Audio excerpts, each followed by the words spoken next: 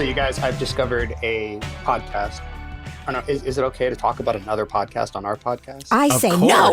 Okay. No. I mean, yes. Yeah. There's this amazing podcast that I've become obsessed with, and it makes a perfect companion piece to our podcast, I believe. It's called 60 Songs That Explain the 90s. Wow. Yeah. And it's this great music journalist named Rob Harvilla, and he basically every episode he picks one song from the 90s. I mean, it's everything you like, top hits from, and not only like goes into the, the song and the meaning and why it was written, but also the whole history of the band. So it becomes an opportunity. Like, for instance, I knew the song "Hey Jealousy" by Gin Blossoms. Right? Of course, everybody great knows song. the song. Great song. I had no idea anything about why that was written or the tragedy of the band. Oh, yeah, it was the guitarist. Wasn't it the guitarist that wrote it, and the guy who wrote that and their other two hits killed himself? Yes. Yeah. I mean, unfortunately, like a lot of things in the music, like the music industry, especially in the 90s, there's a lot of drugs, a lot of depression, a lot of, but anyway, for anybody who grew up in the 90s or who was listening to music, and especially because, we've talked about before, like in relation to our show, it was still like a monoculture, right? So everybody was listening to the same songs. Everybody was talking about the same songs. And so it's really interesting to dive into these, the backstories. And he's just a very funny, witty writer. He usually has guests on. And they just break down. Like, I didn't know anything about Oasis, for instance. It was like one of those things I just completely missed. I didn't know the story of the brothers and this history. Like, I knew some of the songs, of course. So, like, I went and listened to the Wonderwall episode, and it just blew my mind. Like, hearing the backstory. There's a great documentary about Oasis that's out right now. That's like 2 hours long. It's pretty phenomenal about their rise to fame and then how they broke up. And it was like the brothers don't speak anymore. It was over like clothes. Yes. It was, Jensen weird. and I were just talking about songs that you don't really know the meaning of, and then you go back and re-listen to them, and you're like, whoa, that's what that was about? Like, remember the song Closing Time? Of course. Yeah, of course. It became like every bar. Right by the time we turned 21. It was like okay, right. And that's what you think it's about, right? It's actually about watching the birth of his child.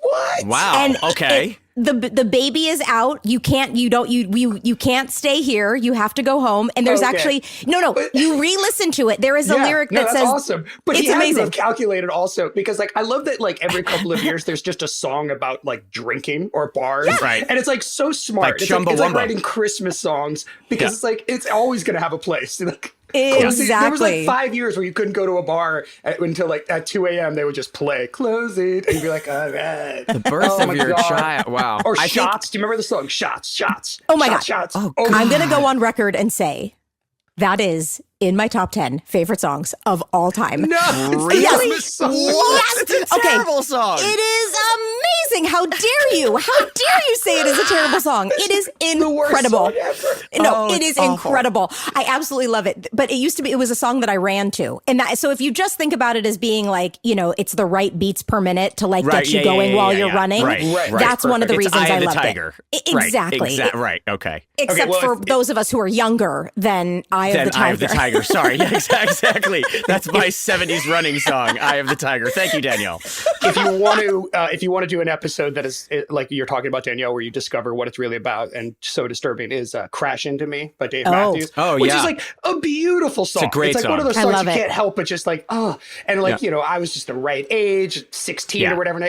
But when you listen to the 60 songs that explain the 90s episodes, and they don't have to go very deep. You just actually listen to what he is saying. It is the most disturbing song. It's so sexual, but great. But it's a beautiful song. You kind of can't. Now, deny do you think this guy on his podcast is sitting there going, "So I found the greatest podcast in the world. That is a perfect companion. It's called Pod Meets World." Is that a thing?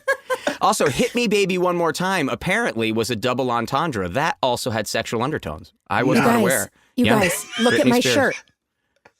Yes, too much shirts. I'm wearing my Too Much shirts. Ryder, I have your shirts. I have a shirt for Indy. It's an extra small. I hope it fits him. It may be very stylishly oversized. Well, that's perfect. I have all of your shirts. Triple XL, great. Yes, of course. You're a beast. Growing up, I was just called Husky. So that will work. Yes, I have the husky size. Yeah, I'm really excited about it. So I love my Too Much Shirts shirt. It's the only one I've worn. I'm wearing it today. I also got the Hold the Plane for Minka shirt, but I haven't worn it yet. But all of you can get your shirts as well at podmeetsworldshow.com. So please go check out the merch. Also, just very quickly, Danielle, I was in Boston at Comic-Con this weekend, and there was a plethora of Pod Meets World shirts. They were everywhere. It was awesome. It was so cool to see people out rocking their Pod Meets World shirts. It was great. It was really, really cool. I haven't seen one in the wild yet. Oh, yeah. No, they're out there. And I asked, just for the record, I asked everybody that I met, and there was a number of people. I mean, tons of people came up and said they were listening to the podcast. I said, are we ruining your childhood for you? And every single one said, I love that that's where you went. No, I had to. I was like, are we doing anything that's ruining your experience? And they're like, no, it's awesome. We love the inside stuff. Keep it up because this is totally cool. It's enhancing the show. I was like, okay, good. I felt good about that. Okay, good. Yeah. Well, that makes us feel good. I also wanted to give you guys just, we get thousands of emails, and some of them, most of them, are really incredible, and we love reading them. Unfortunately, because we get so many of them, it would be impossible for us to write you all back or acknowledge you, but it doesn't mean that we're not reading them, and it doesn't mean that they're not special. So I did just want to give a couple of little shout outs to people, like a shout out to Deanna C., who used Boy Meets World as a way to get through her hard childhood, and she saw the show as an escape. I want to give a shout out to Becky O., who is a high school teacher who starts her classes every year with the episode Teacher's Bet. Isn't that cool? Wow, cool.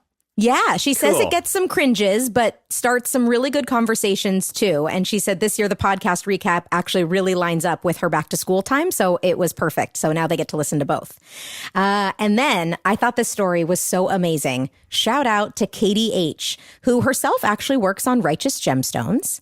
And she Zooms with her childhood best friend every single week. They originally met in study hall, and Boy Meets World in 1993 was the thing that bonded them and made them friends. Yes. And now, so they used to watch the episode together every week and then talk about it. And now, 30 years later, they Zoom every week to talk about this podcast. Yes. Oh, that's awesome. They should start their own podcast about our podcast. About our podcast, yeah.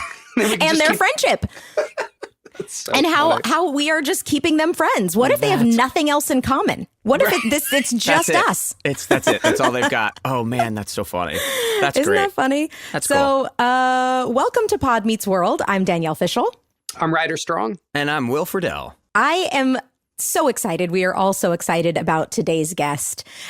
She is America's mom. She is one of the most incredible women actors. She's a mom in her own right. She's a wife. She is absolutely wonderful. And so please welcome to the podcast, Betsy Randle. Betsy, my TV mom.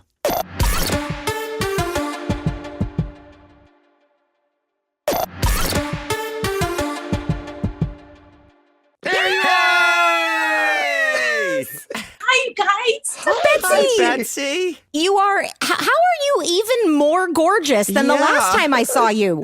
Well, I worked on it this morning. I fluffed, and I'm getting my 80s hair back, my home improvement hair. Oh man, I can't wait to talk to you about your home improvement hair. Yeah, well, it was big and got me this job. Okay, so I'm jumping around. Are we okay? Yes. Yeah, yes, we're great. You all look beautiful to me. Oh, I miss your face. I'm gonna cry already. Oh no. Oh man. Okay, so to give everyone a little bit of not that she needs really any introduction, but she played Amy Matthews, the matriarch of the house, for 158 episodes of Boy Meets World, the wife of Alan, the mother of Corey, Eric Morgan, and eventually Joshua. Couple Morgans. Yeah, a couple Morgans. Morgans. Yeah, couple Morgans. He was on the milk bottle, remember? We had a milk Oh my God, I forgot about that. We did. We did that. Yeah. Wait, tell that story. Please tell that story.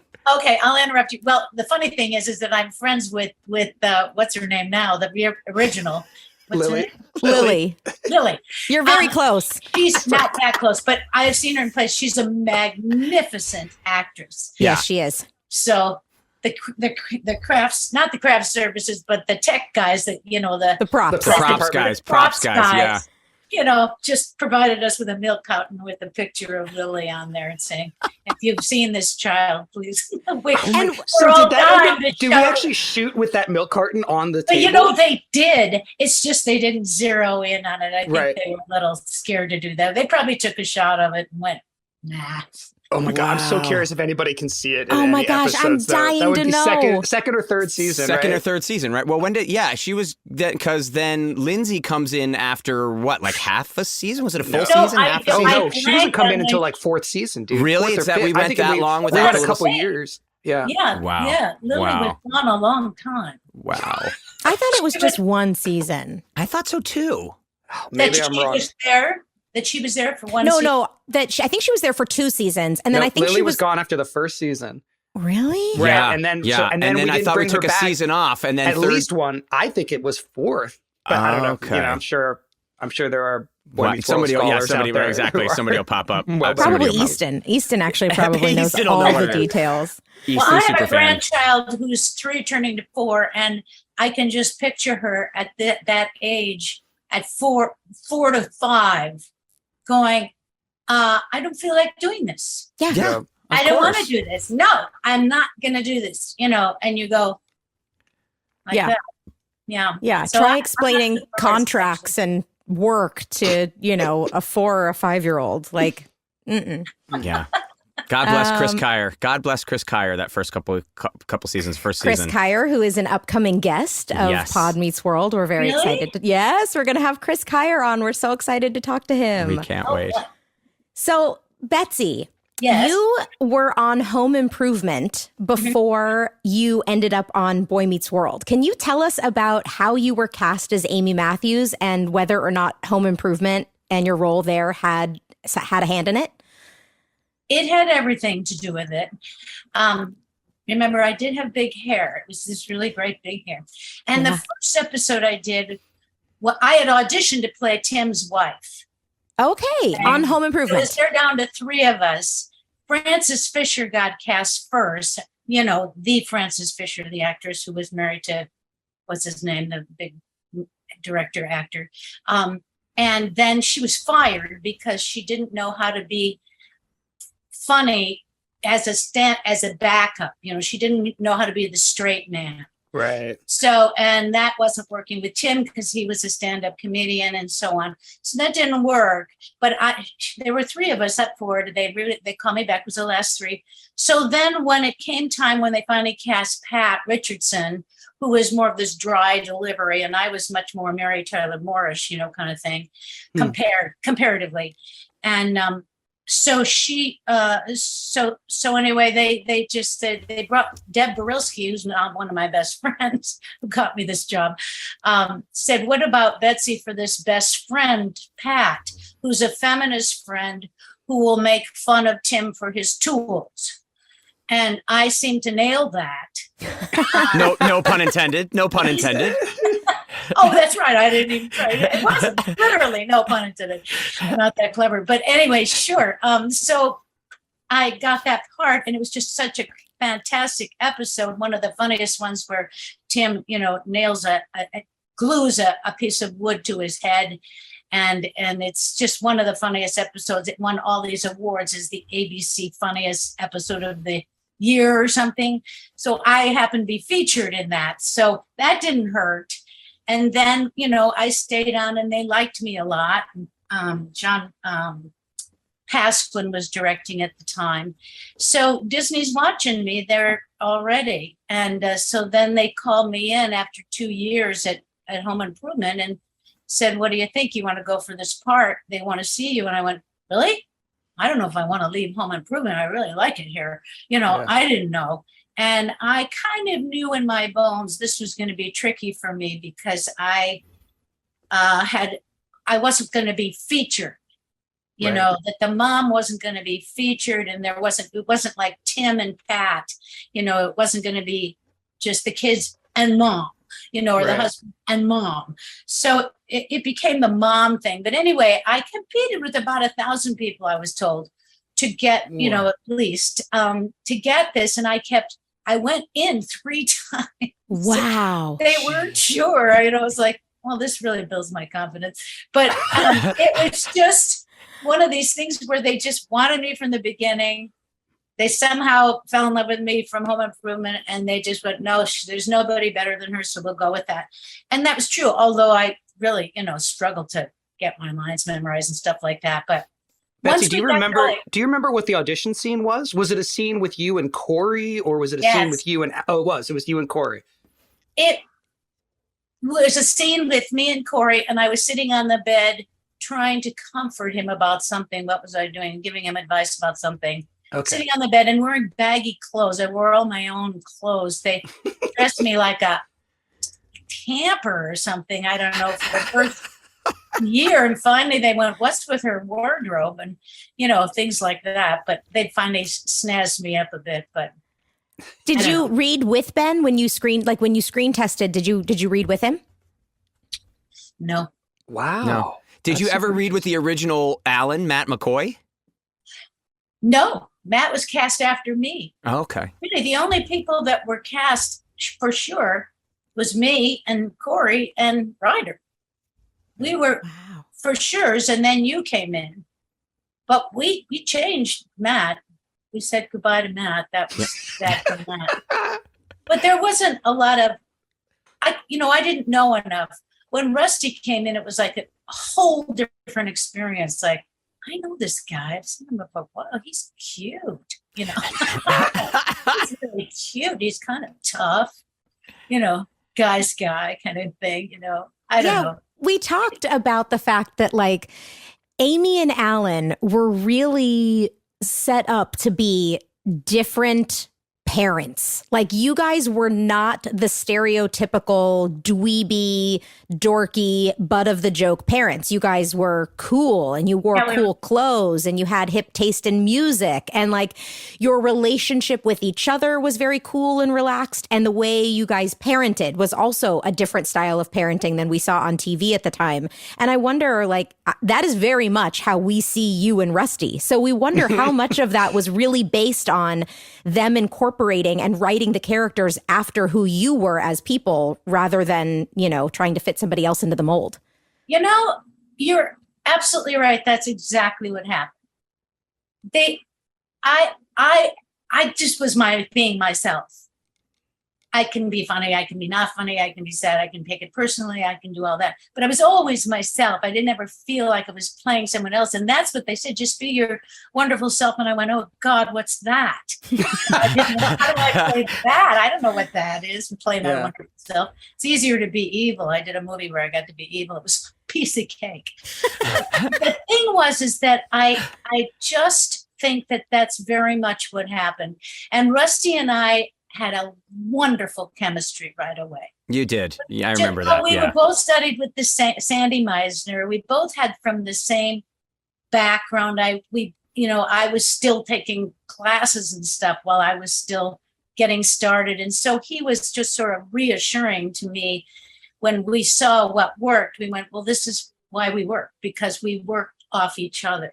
Mm-hmm. And I think that's why we worked with you guys, is because we gave you honestly how whatever you did or said, I'll speak for myself. I think Rusty would call himself more a craftsman. I just take everything personally to a detriment. But you know what? It serves me on camera.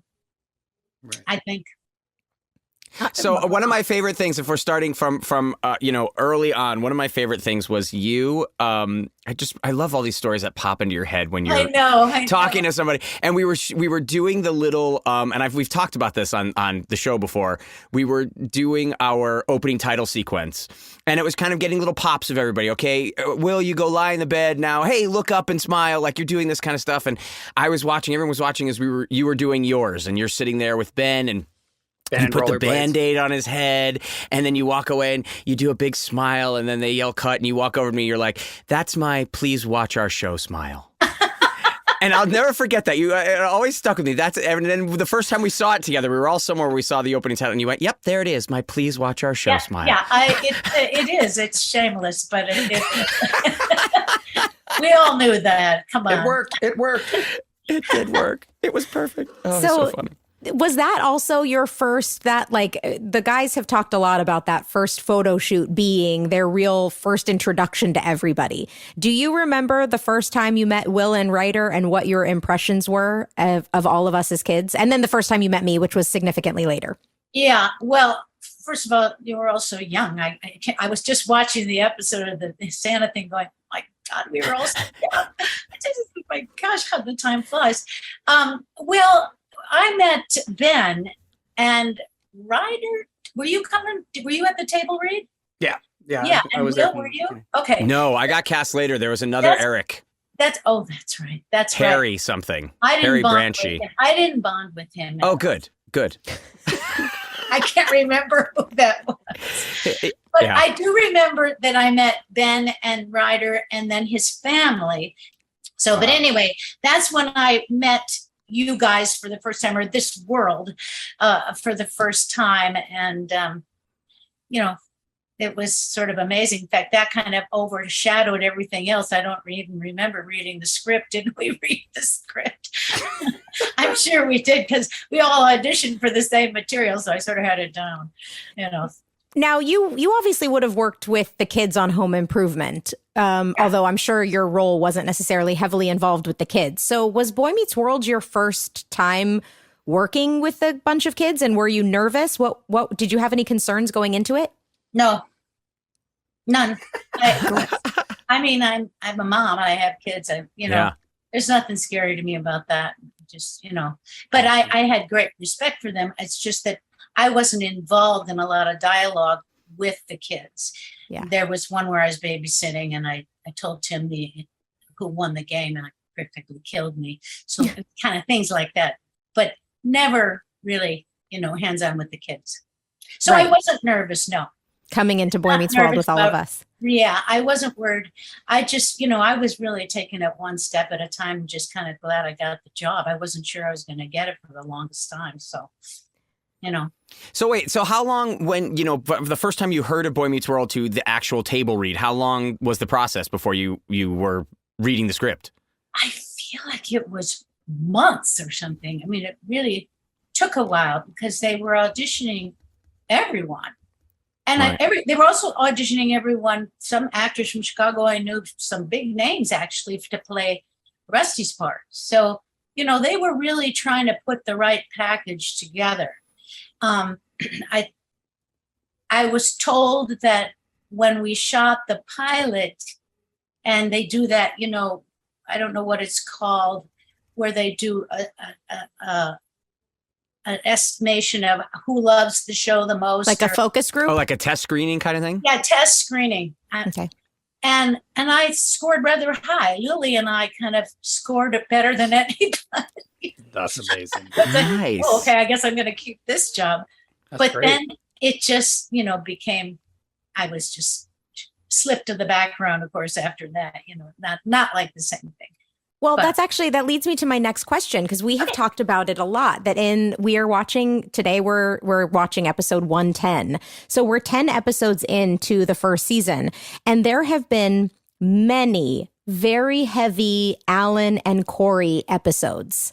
Lots of deep stuff for them to go into. And we've talked a lot about the fact that it felt like there were some missed opportunities where some of that could have gone to you, where we could have learned more about you and your backstory. And so do you remember feeling like you were getting the short end of the stick as an actor? And did you ever talk to Michael about it, or the other writers, about things you wanted to do, or how you wanted your character to be involved more? No, I appreciate you asking that, because yes, that was very hard for me. I bet. Really hard for me. And I'm the only girl of 3 boys growing up, so I'm used to that, but not to be, but I did feel, to be honest with you, Michael is a boy, and the writers were all boys at first, and they didn't know what to do with Mom. Mom was not, Mom was sort of still in the background serving them, but not necessarily the driving force. Eventually they started giving me more episodes where it became a little bit more like like when you tried to run away from home, and we had, Juliet there. Olivia Hussey. Olivia Hussey. My idol, who was terrified. Yeah, She it was kept holding amazing. my hand. She was so afraid of the audience. I'm going, gee, this makes me look really good. Anyway, I mean, I was like, get my hair really good if she's going to be there. But that's just a side story. But really, it just, at first, it was just really hard for me. I didn't know what to do about it. And at one point, there was some of the humor, some of the stuff just I didn't get it sometimes. I didn't, that's that funny? Oh, well, just throw it away. So it just sort of became I went in and out of being present in the way that I wanted to be. At first, I was much more present. I had much more of a voice and I was acting, and, there was much more between Rusty and me. Over the years, as you guys got older, it was more fun to see you guys being your geeky selves out there in the world, so it was wonderful. I mean, I had such good relationships with all of you that I wasn't bothered by that.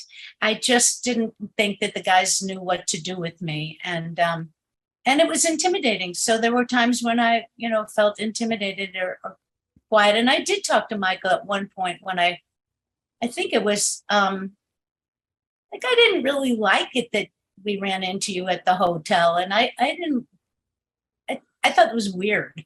The prom episode. Yeah. Oh, yeah. And I thought, I wouldn't approve of you getting married so young. I still don't. Yeah. That's strong. People have strong opinions about that one, left and right. Yeah. And I just felt like they, trivialized my experience of it until I went, no, I've got a lot to say. And the one that you repeat that's so funny when I confront Mr. Feeney across the street and say, I don't approve, and that kind of thing.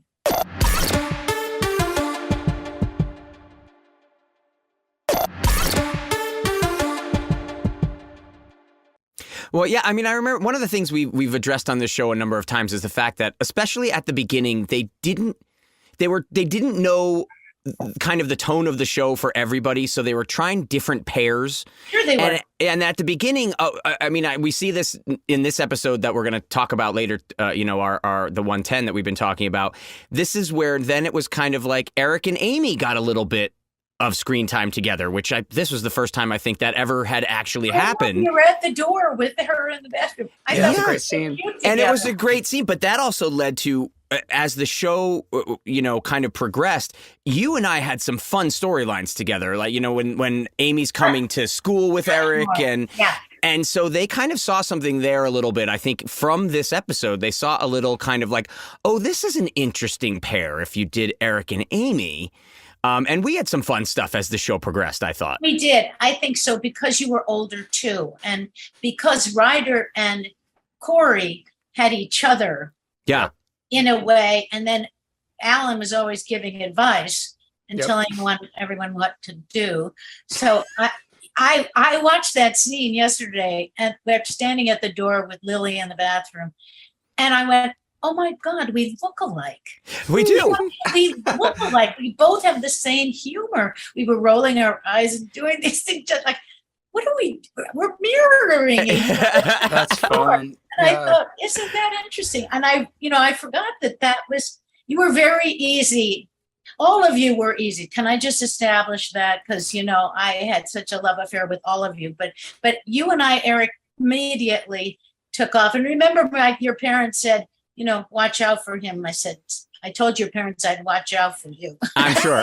Well, I think I was also, for Aaron's age. Yeah, I was the same age as your son. So it was, you kind of instantly were like, okay, I gotcha. Yeah. That was very, very simple. You were much friendlier than he. Nice. He's But not it was. as impressed with mom as you were. Betsy, how old were your kids when Boy Meets World started? So you had kids at home, a teenager still at home? Yeah, I had Aaron at home. Okay. And he was a junior when I started. Let's see, what year was it?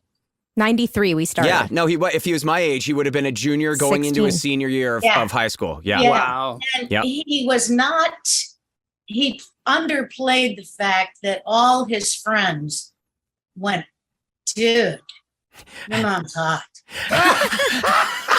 Mom was really hot. He goes, no, she's not. I don't know what you're talking about. Just don't say that. I mean, he hated that. He hated that I was hot. And then his friends noticed. They like to come over a lot. It was fun. That's awesome. Oh, man. Betsy, going back to Amy, being a little bit in the background and not having as much meaty stuff to chew on as Rusty did as Alan, we have got to give you so many props because we have talked about it in every single episode. And Ryder made a really good point one day where he said, we're now rewatching the show as adults. And so we are now recognizing things on the show that when we were kids, we never paid attention to. And this is with absolutely no disrespect. A lot of that was then the stuff that the adults were doing. We weren't paying attention to what the storylines were that were going on with the adults and what the nuances were and how the layers were filling in. We were just thinking about where is the hard laugh coming? And those were the things we focused on. Well, you were taught to do that. You were directed. That's true. We were very much taught to that was where that's where the good was. But what we have all recognized in rewatching the show is how incredible the moments are that you and Rusty give, even when you are only in 2 scenes or even when you only have a few lines.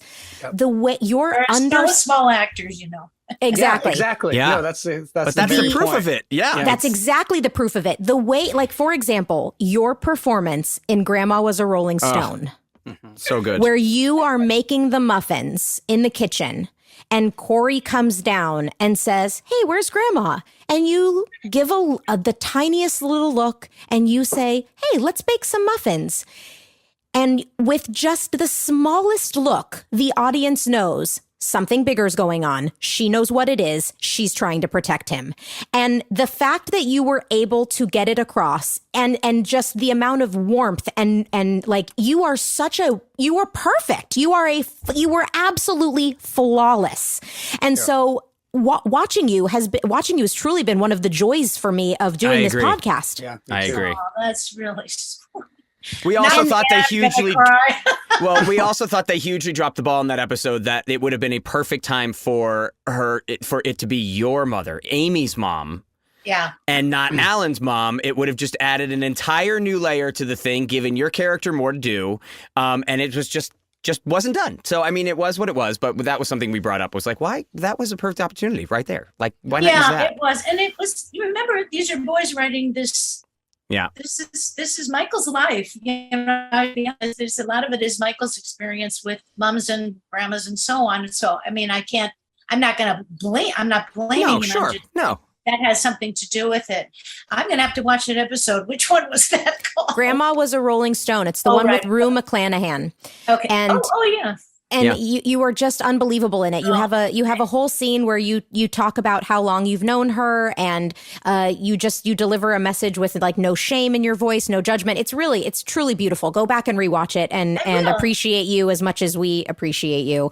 So nice of you to say. And in this episode, 110, the Christmas episode, I thought your jokey, laughing, sarcastic, it made me feel seen as a mother, because a lot of the mothers I know are, if this had really happened to their child, would find it impossible to laugh at it. It would be, this has traumatized my child. I'm going to speak to a manager. And it would have been, and you obviously were very concerned about her and you want her to be okay. But also the absurdity of the situation is not lost on you. And the way you come home and tell the story to Rusty and explain it and start laughing. And then the way you and Will at the door are laughing, it is just more of your genius. How much of this episode and your performance in it, of laughing through some of that stuff, was just you, and how much of it do you think was scripted? Oh, it was totally me. I totally me. And it was totally Rusty. And the thing was that the reason we went to that was that immediately I'm going, we're acting up I go, what am I doing? And what am I wearing? Anyway, I was like, that's doxy thing. But anyway, I go, oh God, that's bigger than life. And then Rusty says, I didn't understand what this meant. And I said, here's what happened. Blah, blah, blah, blah, blah. But I think what you had was Rusty starts laughing. And then I can't help but see the humor in it there because we're on the same page. And we're baby boomers, okay? Baby boomers were born in 1950. Baby boomers are hip and cool to the end.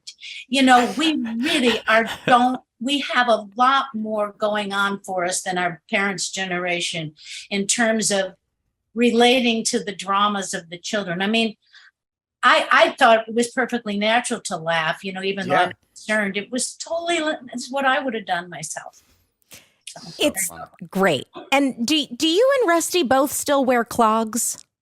It's a fair question. Oh God, I stopped wearing clogs. They were bothering my toes, but he lived in those things. I just wear flip-flops now. It is one of the spine. I can't do anything.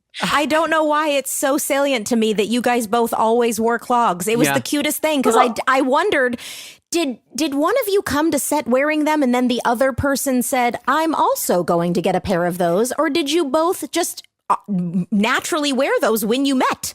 Well, there was a fad of earth shoes at a certain point when we were hippies. And so when, you know, young parents or whatever, and you all had these shoes where the back is lower than the top front and different kinds of shoes that are good for your back or standing on your feet a lot. And the clogs I had were great for that. So it gave me a little height. So I was a little taller than I really am, like that. Made my legs look a little better. But really, we just both wore these clogs and it was not planned. It just was part of our age group, I just think, to tell you the truth. It was very totally didn't remember that. Yeah. Oh, my God, clogs. What was your relationship with Rusty like? Rusty said that you guys were pretty close and that the four of you with your spouses went to dinner rather often. Tell us a little bit about your relationship. Oh, it was wonderful. I miss him a lot because I don't get to see him much anymore. But this was just an easy thing. We went mountain biking together, and we were mountain biking. I can't believe I was mountain biking, but we were, and I had places to go. And he even moved where I moved because he liked the mountains where we lived. And remember when we had the cast party? At the house in Montanito and that big house. We finally moved out of that house, but he bought a house over there too. And then, you know, their kids got older. He just had one baby at the time. And so he was behind me in terms of my kids were, you know, like I said, your age. So it was an easy thing. We still are friends. We don't see each other very much, which I miss. It was awkward in a way almost when we came back for Girl Meets World because he was directing and I was just sort of not sure where I fit in. It was kind of weird. So that was just more recently where I just got, I don't know, what our friendship's like anymore. But I adored him. I thought he was so sexy and so fun and such a good actor. And when he got bossy with me, I just looked at him like, don't go there.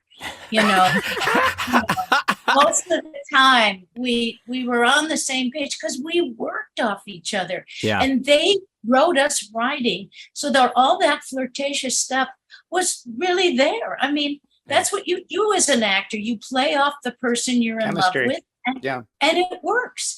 And it really shows. And everybody, when I do these cameos, they all just think, you guys were really in love, right? Did you date? They believe it. No, that's so great. We never had an affair. No, sorry.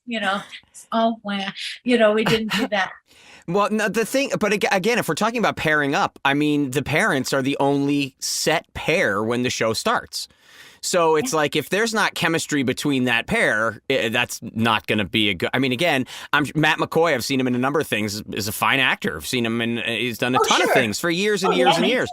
But you and Rusty, the second you're on screen in the pilot episode, I mean, the second you see them, boom, couple. Like you just know right there. You had that instantly. The couple feel.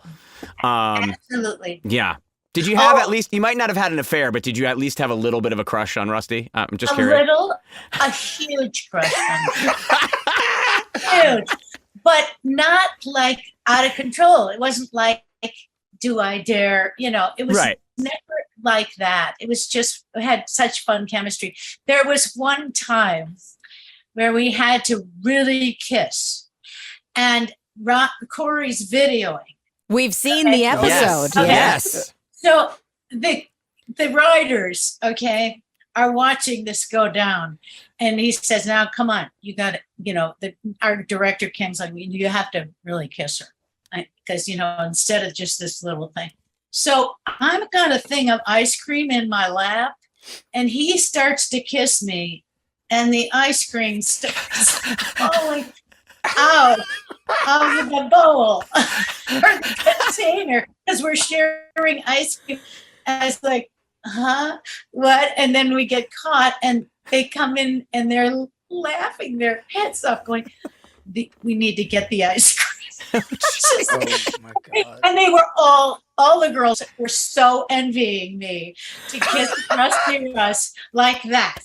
And it was really great. I'll never forget it. It was like those things. And it's embarrassing if you have to kiss a stranger, or I had to do it before. We've all had to do it.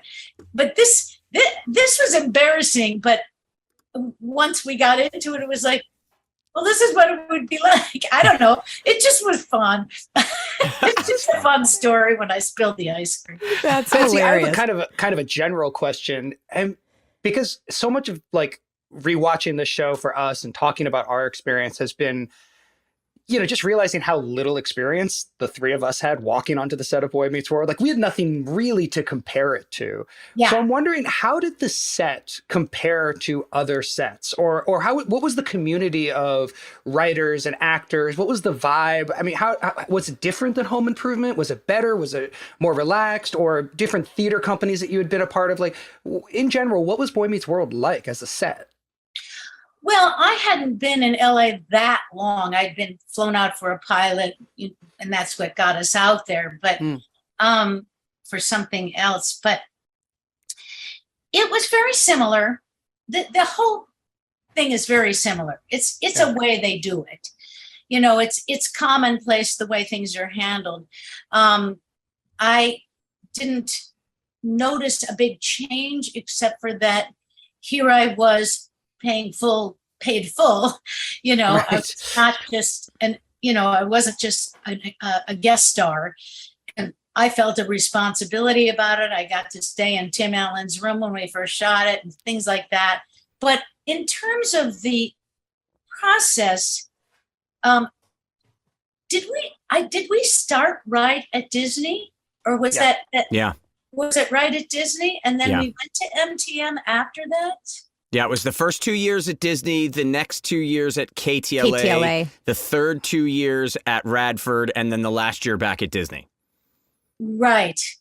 It's funny, the Radford stands out more than anything else. For me too, kind of. Because it's the best one. It was a great lot. Yeah. It was such a great lot. That was, And we were rolling by that time and all that. And Ellen DeGeneres was losing her temper across the parking lot, I remember. And Seinfeld was right. I mean, we were right next to Seinfeld, and we shot our opening title sequence on the Seinfeld New York Street. And Third Rock from the Sun. Third Rock was right next to us, and it was awesome. That was a really cool set to be on, Which was great for you guys when you were older and you were kind of, strutting your stuff. Super hip, we were super cool, yeah. You were big stars. You all had those fancy cars, and I was still driving my Honda. In fact, I said to you, Will, why is it? I think it was you. I said, why do you have this, whatever you had? You had this. I probably had the Jaguar at the time. I was going to say the Jaguar, I'm driving this Honda Civic, and you said, I don't know, why is that, Betsy? Well, I have 2 kids in college, and I have cars.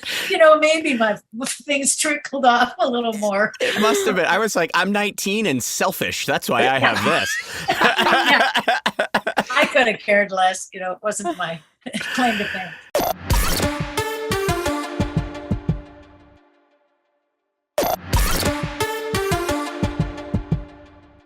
Now, I have a very important question for you, Betsy. Okay. Are you team side yard or team backyard? Oh, geez. Do you know what I'm talking about? No. Okay. So the little yard that you guys share with Fanny, Yeah. Do you think that yard is the side yard of the Matthews house, or is it the backyard of the Matthews house? Well, it looks like a side yard. Excuse Right? me. Wait, she said looks. It looks like. I know. So tiny. Mhm. And there's the porch just sort of stops there. You don't know what's beyond there. I would imagine it's a side yard and then it goes around to the front. Interesting. I've never thought this before. This is the first time anyone's asked. So let me lob something at you. What about the fact that the front door is directly opposite the back door that leads to Let the me try backyard? to change your mind, Betsy. Just listen. She said she's just thinking about it. We're trying to present both sides. Well, could it be that the front door is on the other side and that's the front yard that takes you to the side yard? Mhm. I don't know. I just don't think it's the backyard. All right. Well, Wow. we I'm sorry, Will, congratulations. You've drafted Betsy to your team. It's not a team. It is just, I think we can all agree it's a strangely designed home. I think it may be a corner lot. Hey, So that's maybe it. we're both right. Maybe we're That's both it. right. It's a corner lot. That's There's what it not is. enough compromise in the world anymore. Maybe we're both right, Danielle. Listen, I'm totally fine with both of us being right. It is also team. It makes no I sense. feel like this is Exactly. like every political argument I've ever had with Will. It's like, well, no, everybody's wrong or everybody's right. Yes. This is the classic Will. shades of I'm like gray. always very strong about something, and Yeah. then Will, you're always like, no, everybody's an idiot or everybody's a genius. What about you, Will? Exactly. What about you? You know what it is? I think it's that I had two older brothers that they get along great now, but didn't always get along. So I was the one who was like, hey, you know what? Maybe you're both right. We're both wrong. Or both wrong. Maybe it's all shades of gray and there is no one answer to anything. Betsy, who knows? How often are you still Tell me now, Will. What is it? are you still recognized all the time for being? Always. Oh, that's so cool. Wow. And I love it. People come up and thank me all the time for being the example of a perfect mom Yes. and wife and family and how they were raised this. I say, well, I did raise you. And they go, yes, you did. They really feel that. I mean, I watched Father Knows Best. I watched Leave the Beaver. I watched all these things, but I never felt like Donna Reed didn't raise me. I didn't feel like that. My mother was pretty wonderful, and I also had three brothers and we all sang, and I came from a family that wasn't stereotypical in the sense that we weren't always dependent on the TV to define ourselves, is what I'm going to say. Sure. Dad was scary. I would have liked my dad to be more like Rusty. I think that would have been better. Well, you Be really honest. were like it just, I mean, you were a perfect mother. I think the way the character was written had a little bit to do with it, but it wasn't I even. give them a lot of credit. For It that. wasn't even them, though. It's so much of it is who you are. Yeah, it's your presence. Agreed. Yeah. Yeah. You're so grounding. Thank you. That is very, very sweet to hear. And actually, I feel that I was. And when I watch it, I go, oh, I don't like that outfit, but, pretty good. I'm not look like I'm acting, a little bit. At first, you're kind of trying to find your, like that, humor thing. You're trying to you do it out a little bit too big. But overall, I just, I think that when you asked me if I talked to Michael about feeling left out or underappreciated or underwritten. And I did go to him about that, but it was not until the very end. It wasn't until after we did the scene where I come to class. Yeah. And I think Michael wasn't there or something, and we did it without him. And I thought, well, this is finally, they're kind of giving me something to talk about. And so I went to Michael. I think it was during the time where I didn't approve of running into you at the hotel or something. I felt, I don't feel like people, my friends said, gee, you don't have a lot to do, or, don't have a lot to say, at different times over the years. And I said, that's kind of bother me. So I went to Michael about it, and I said, I don't think people take what I feel or think seriously enough. I think the woman's voice here is not being heard. But it took me years to get the courage up to do that. Yeah. And he said, everyone loves you. And I said, well, that's nice. That's great. But I'm not sure you're really getting that. I think that altered his thinking a little bit about how things were done after that. But it wasn't until really years later where I watched something that we were doing and I went, I'm not that bad in this. I'm not as bad in this as I thought, just because I didn't have a lot to do. I underestimated and I went, oh, I'm not bad. And he said, you were wonderful. You made it happen. You did. It's just that he didn't want to take responsibility for the fact that the woman didn't have a voice in the same way that by then I should have had. Yeah. So Absolutely. I did address it, but it was a little too late to. Yeah, which is, it's strange because every time there was something where Amy had more to do, it was great. Mm-hmm. It was. I mean, it really was. It was. I can't wait to get to some of the later episodes again. I keep going back to that one where you and I had to share you were going back to college and you were reading about. I'll never forget. There was the episode where you come in and you read about like your first physical experience, like your first sexual experience, and you're reading it to Eric's class in college, and it's Eric going like, "Oh God, my mommy's talking about," and it was so fun, and there was something. Sometimes you connect characters that shouldn't work very well together, and they just work great. And they did that with Eric and Feeney at one point, but I thought Eric and Amy were that same way, where it was like when they kind of hooked us up, the characters really meshed well together. So I can't wait to kind of get to those episodes. I'm gonna go back and watch the whole thing. You should. That's what we're doing. Should. That's what we're doing. That's the plan. Great, you're doing this, you guys. This is so fun. Thank you for coming up with the idea for us to do this. Yeah, this is amazing, Betsy, for you to come up with this idea. You did. You came up with the idea, and it was after a con in 2018. So thank you. Betsy, do you have any favorite behind the scenes stories or memories you'd like to share? No, you hated all of it. It can be from Home Improvement. Sure.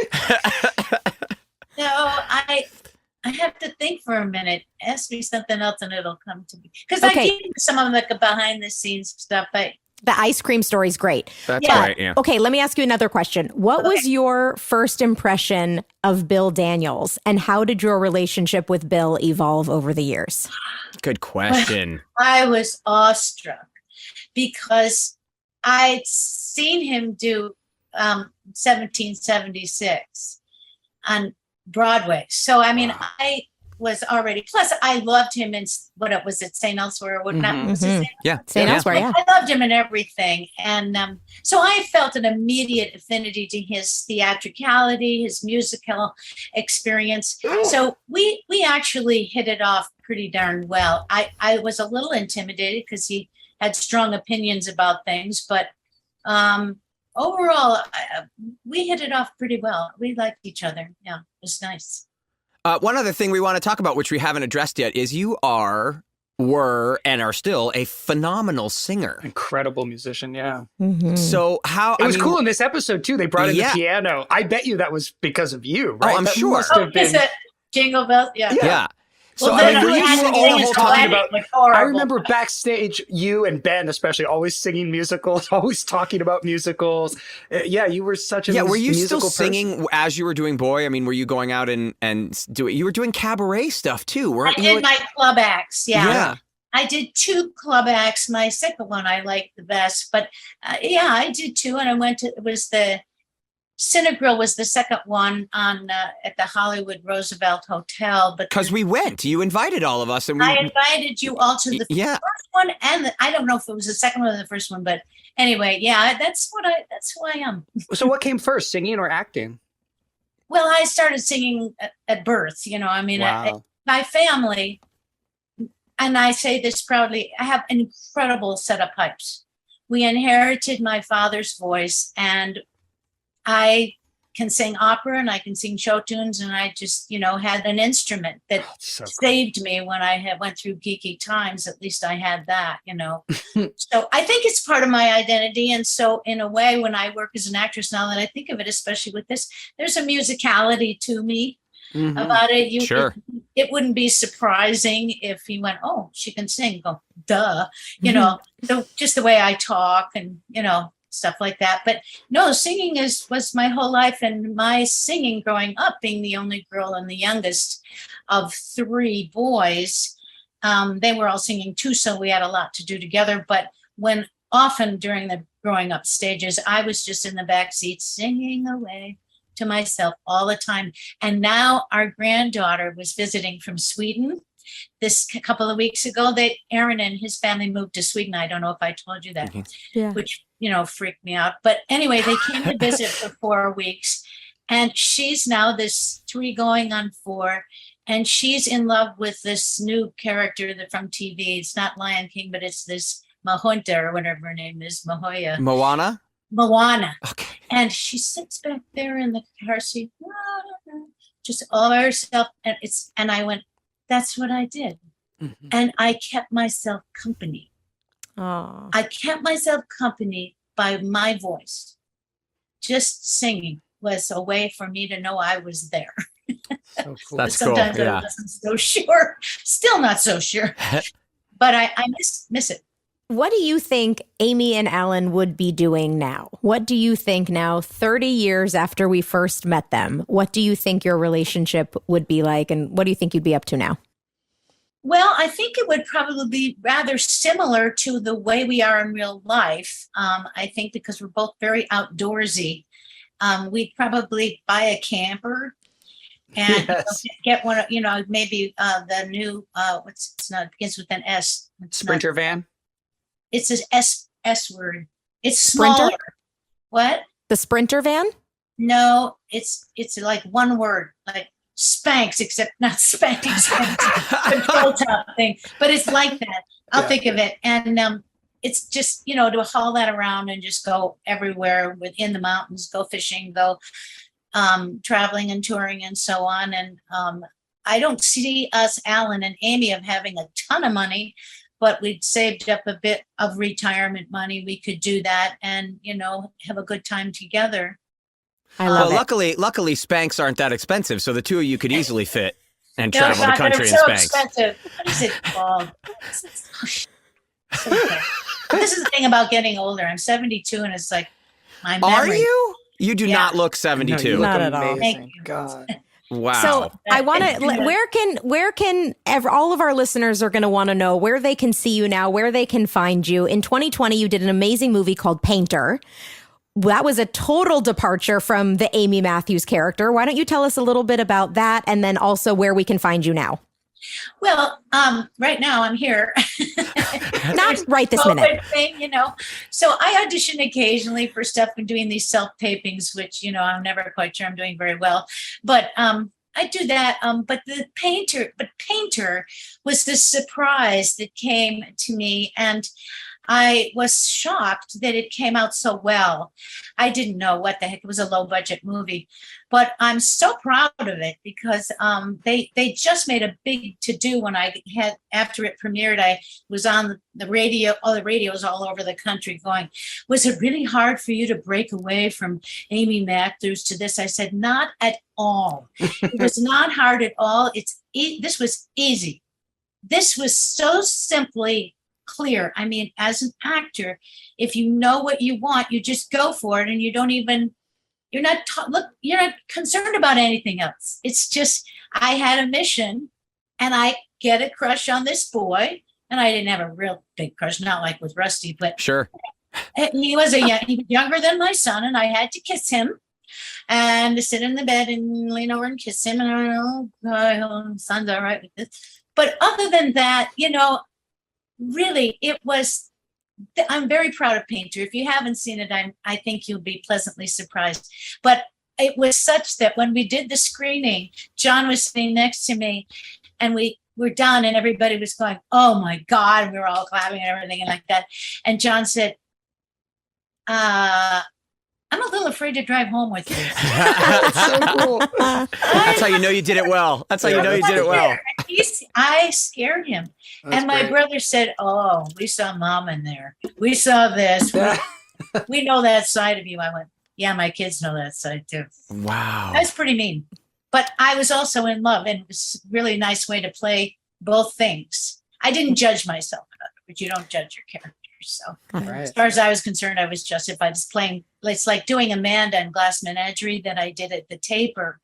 And I was in heaven because I was doing Tennessee Williams and I was playing Amanda in Glass Menagerie. And you never judge your character. He wrote so well, I didn't have any issues of how to do it. It's because I just thought as far as I'm concerned, I'm right. I know everything.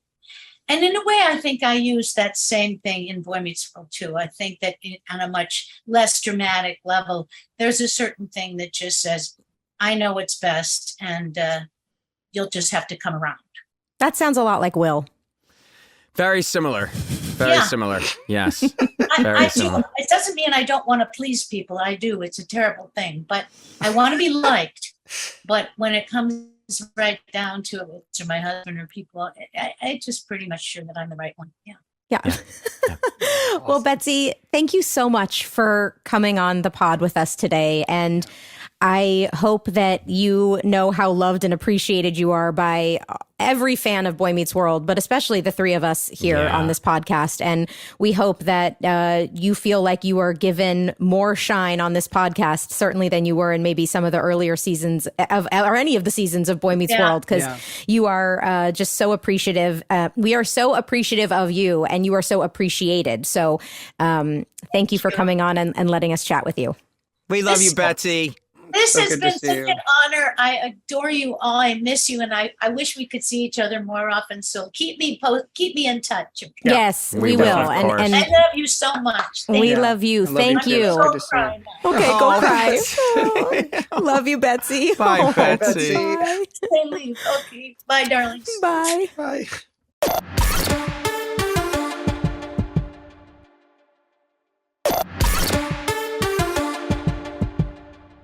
Oh, Man, my gosh. made Betsy cry. She just so cried at the end. What happened? Yeah, I don't know. My first TV mom, though. She was my first TV mom ever.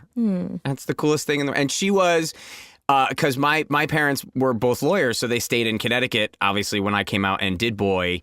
And Betsy jumped right into that. Like, I got you. And my mom did say to her, like, can you watch out for him? And she did. And it was and I would go to dinner at their house, and I got to know her kids really, really well. And she's an amazing woman. She is absolutely an amazing woman. So I'm so happy. What I love is, and like, it's totally beyond the purview of this podcast, so we can't really go into it. But I like when she throws out, like, when I did Tennessee Williams at the Mark Taper Forum, I'm like, what? Yeah, exactly.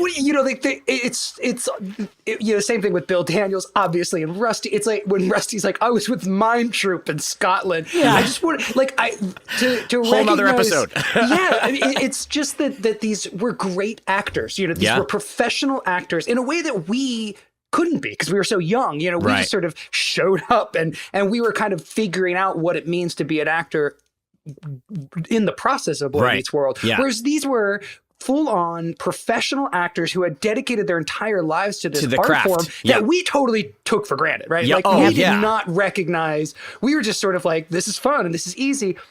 And I'm just now now that I'm their age, when they started our show, I can see how much life experience they were bringing and how much more life experience they were having. And I just love the craft of acting. I just think it's so fascinating, and I love talking to actors about it. Especially the way they did it.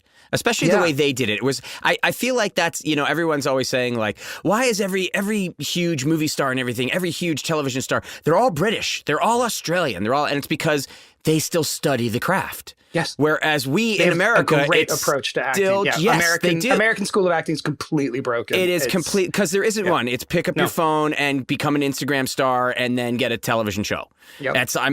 There are exceptions, of course. There are exceptions, but for the most part, the reason why everybody's British and Australian is because they still study the craft of acting. Yes. So it's still an art form that is one that needs to be delved into and strip yourself away and built on, and that nobody wants to do that on this side of the pond anymore. And they all did. That's what. So when you actually get to talk to them, they're talking about how they were Meisner students, and Bill never told us that he was a child actor when we were there with him. He's working with child actors, and because he's like, we don't need to get into that. Be an actor. And it's nuts to now, because you're right. I'm older now, I think, than everybody but Bill was when they did Boy. Yeah. And so to look back on that and go like, I still haven't studied the craft of acting the way I should have. It's like, it's a whole different thing. What can you do? What can you do? Well, this was really fun. I love these little reunions we get to do. They bring me like truly so much joy. So when we finish season 1 of this podcast, 3 years from now, I really think it's important for us to have like our own reunion where we just invite everybody who's been a guest on the show. Yeah. I'll host it at my house. We'll have it in my backyard. But I just not only do I want to have a casual, non-recorded conversation with everybody, I also want everybody to see each other again.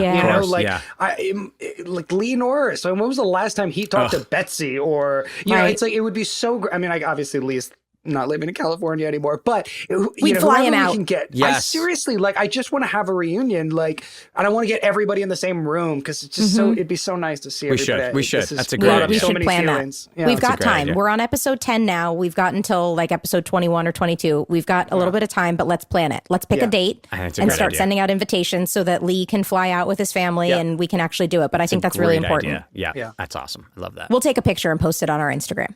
Good. Right.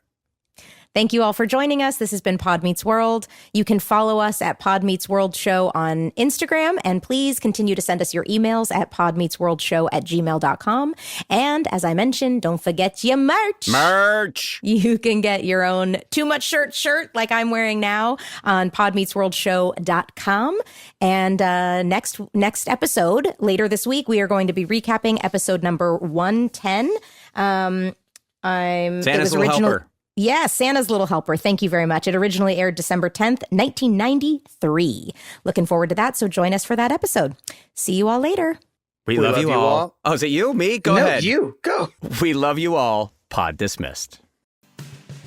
Pod Meets World is an iHeart podcast produced and hosted by Danielle, Fishel, Will Friedle, and Ryder Strong. Executive producers Jensen Karp and Amy Sugarman. Executive in charge of production Danielle Romo.